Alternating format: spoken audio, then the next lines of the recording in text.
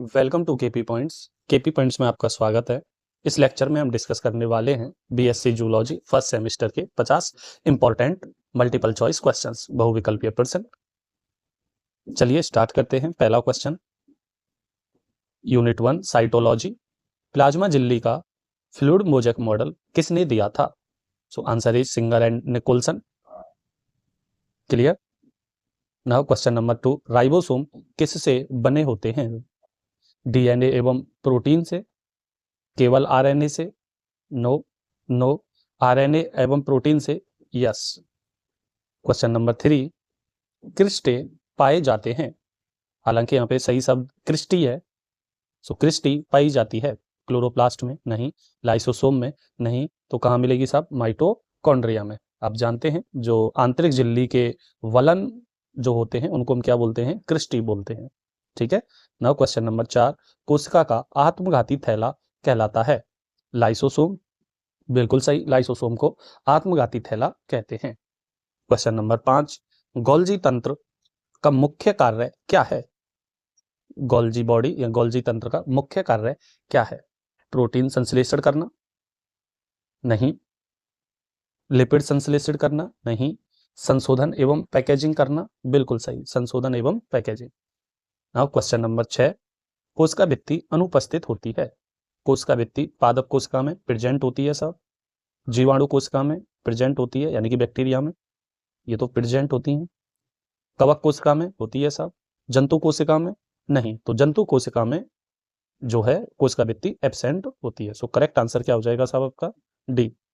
Question number 7, smooth endoplasmic reticulum यानी कि SER चिकनी अंतःप्रदव्य जालिका संबंधित है प्रोटीन संश्लेषण से, नहीं।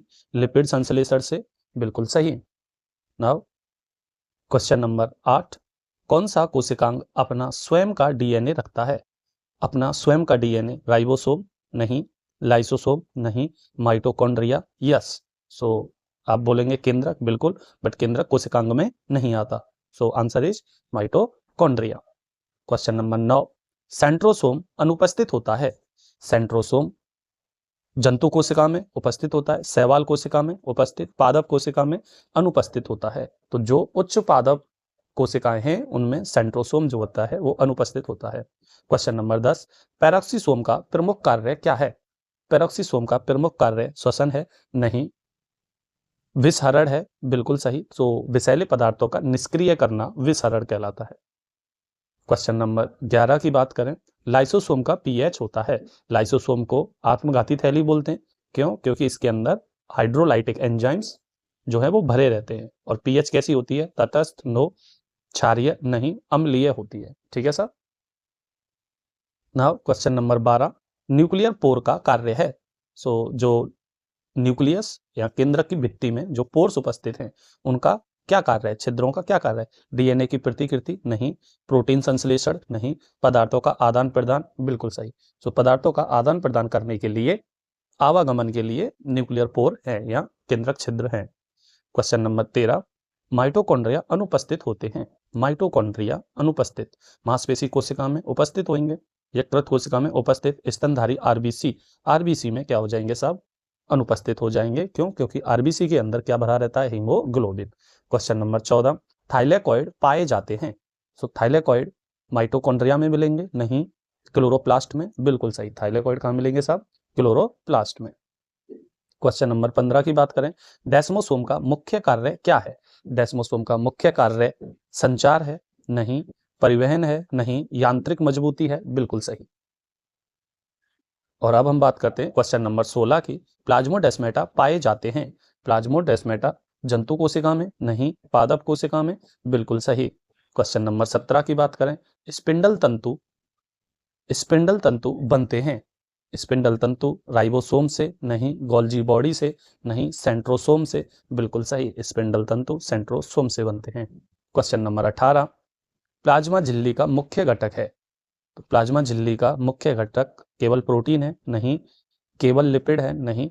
फॉस्फोलिपिड एवं प्रोटीन, ये ज्यादा सही है साहब। ज्यादातर तो फॉस्फोलिपिड है और उसके बाद कौन है साहब? प्रोटीन है। ठीक है। और अब हम बात करेंगे इकाई सेकंड यानी कि यूनिट सेकंड जेनेटिक्स से क्वेश्चंस की। सो क्वेश्चन नंबर 19 मेंडल ने प्रयोग किए थे। गेहूं पर नहीं, मटर पर, बिल्कुल सही। और मटर का साइंटिफिक नेम क्या है साहब, वैज्ञानिक नाम आप सभी जानते हैं, पाइसम सैटाइवम। क्लियर, पाइसम सैटाइवम इसका नाम था। और अब हम बात करते हैं क्वेश्चन नंबर 20 की। मोनोहाइब्रिड क्रॉस का अनुपात होता है। मोनोहाइब्रिड क्रॉस का अनुपात, मोनोहाइब्रिड क्रॉस यानी कि एक संकरण जो है उसका अनुपात कितना आएगा, 3:1, 3:1। क्वेश्चन नंबर 21 की बात करते हैं। डाई हाइब्रिड क्रॉस का अनुपात होता है। तो डाई हाइब्रिड क्रॉस का 3:1, मोनोहाइब्रिड का 1:2:1, 1:2:1। ये मोनोहाइब्रिड क्रॉस का क्या है साहब, ये जीनोटाइप है।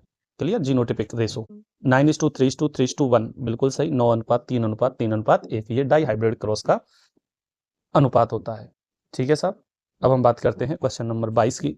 गुणसूत्रीय वंशागति सिद्धांत दिया था।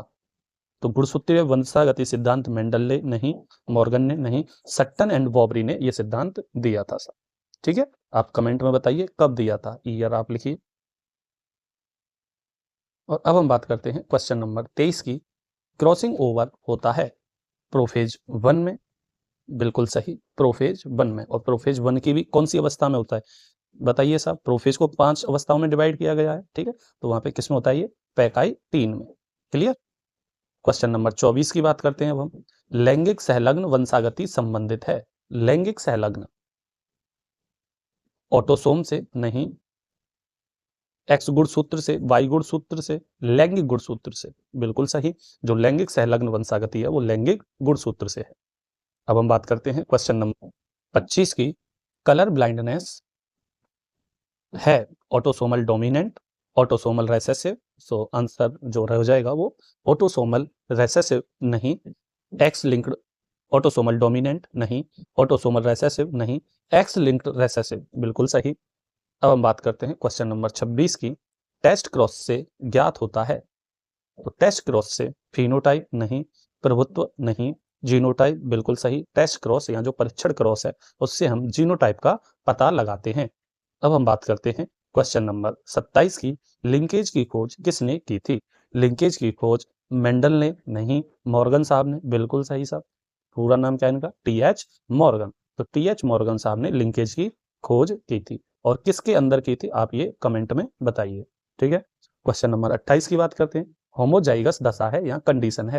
Homozygous condition, capital T homozygous को दर्शाता है। और ये कैसा हो गया, हेट्रोजाइगस। अब हम बात करते हैं क्वेश्चन नंबर 29। एलील्स होते हैं विभिन्न गुणसूत्र पर जीन नहीं, जीन के वैकल्पिक रूप, बिल्कुल सही।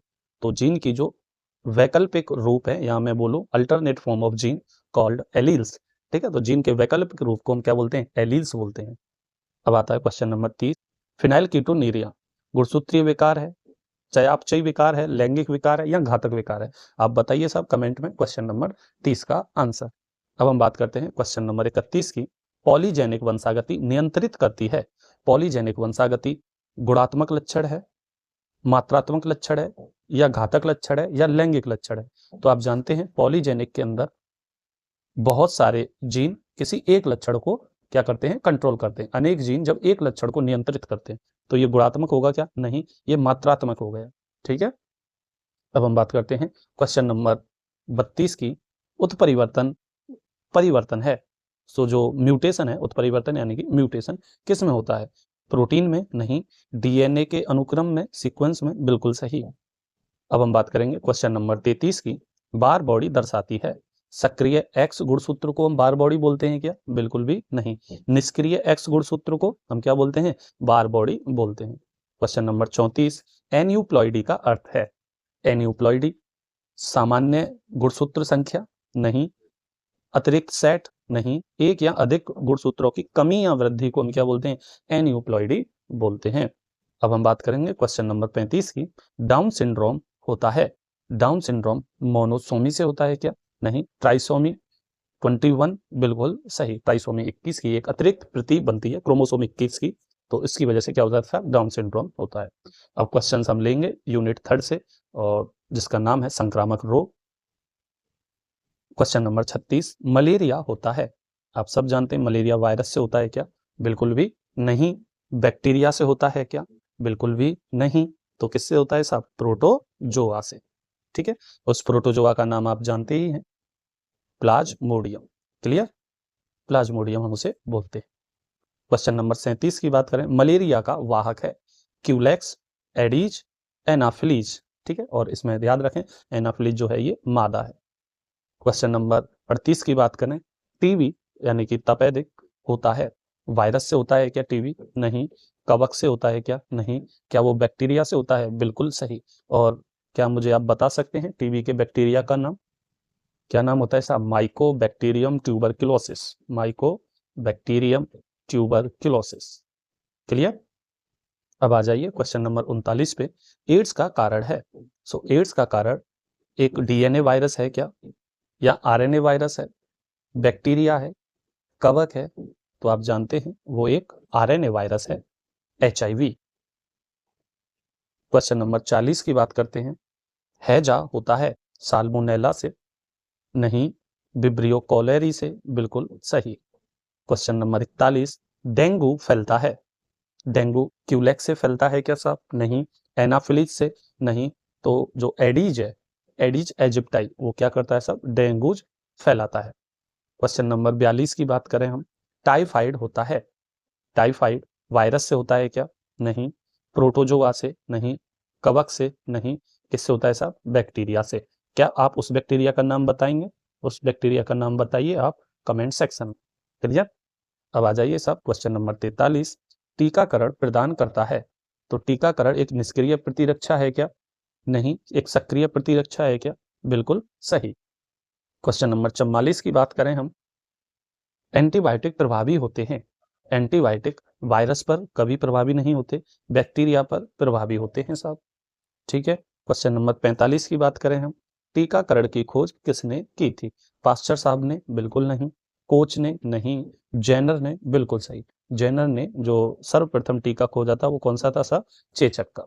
ठीक है। क्वेश्चन नंबर 46 की बात करें, मां से शिशु को मिलने वाली प्रतिरक्षा है। सो मां से शिशु को कौन सी एंटीबॉडी मिलती है साहब? बताइए। IgA। ठीक है, कोलेस्ट्रम से जो मिलती है, जो प्रथम दूध होता है। ठीक है। तो 46 में आंसर सक्रिय है वो नहीं, प्राकृतिक निष्क्रिय, बिल्कुल सही। अब हम बात करेंगे क्वेश्चन नंबर 47 की, रिंग वॉर्म होता है, रिंग वॉर्म यानी कि दाद, खाज, खुजली। ठीक है। तो ये सब वायरस से होते हैं क्या? नहीं। बैक्टीरिया से? नहीं। ये सब किससे होते हैं? फंगस से होते हैं।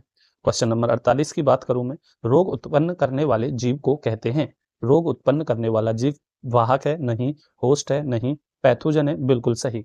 जो जीव रोग उत्पन्न करता है उसे हम क्या बोलते हैं? पैथोजन। अब हम बात करेंगे क्वेश्चन नंबर 49 की, एंटीजन होता है। तो एंटीजन एक हार्मोन है? नहीं। एंटीबॉडी है? नहीं। तो क्या है? एक विदेशी पदार्थ है। ठीक है, और वो कुछ भी हो सकता है। ठीक है। क्वेश्चन नंबर 50 और लास्ट, इम्यूनोग्लोब्यूलिन होते हैं। तो इम्यूनोग्लोब्यूलिन एंजाइम होते हैं क्या? नहीं। हार्मोन है क्या? नहीं। क्या होते हैं साहब? एंटीबॉडी।